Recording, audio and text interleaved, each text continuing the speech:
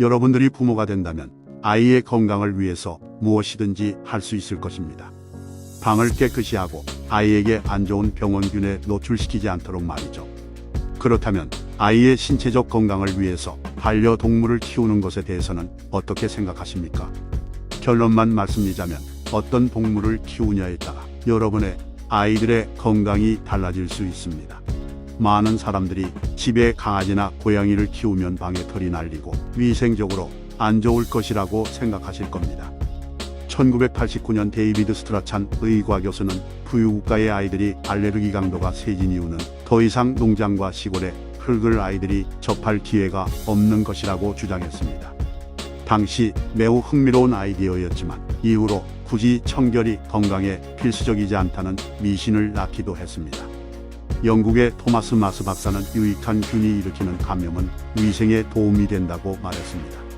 이후 추가적인 데이터 수집을 위해 일본의 오카베 시사오 박사는 4년 동안 10만 건 이상의 임신부를 추적하고 아이들을 연구 조사했습니다.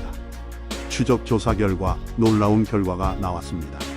어떤 동물을 키우냐에 따라서 아이들의 알레르기 면역 반응이 달랐기 때문입니다. 강아지를 키울 경우에는 아이들이 달걀, 우유, 견과류 알레르기 반응이 적게 나타났습니다. 고양이를 키울 때에는 달걀, 보리, 콩과 관련 알레르기가 적게 나타난 것입니다. 하지만 햄스터를 키웠을 때는 견과류 알레르기가 더 증가했습니다. 흥미롭게도 거북이를 키웠을 때의 결과도 조사되었는데 알레르기와는 유의미한 상관관계가 나타나지 않았습니다. 이 연구에 대해서 정확한 이유가 밝혀진 것은 없습니다.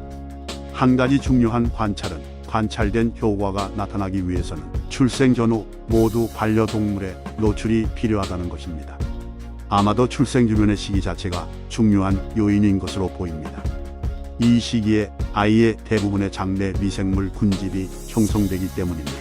물론 이 연구에 반박도 많습니다. 반려동물을 키우는 가정일수록 시골에 자주 거주한다는 것입니다. 또한 알레르기에 유전적으로 취약한 가족이어서 반려동물을 키우지 않을 수도 있습니다. 즉, 반려동물을 키우지 않아서 알레르기에 취약하다는 주장에서 벗어날 수 있다는 것입니다. 아직 이 연구는 갈 길이 멉니다. 그러나 오카베 박사와 스트라첸 박사의 발상은 과학적으로 흥미로운 것은 사실입니다.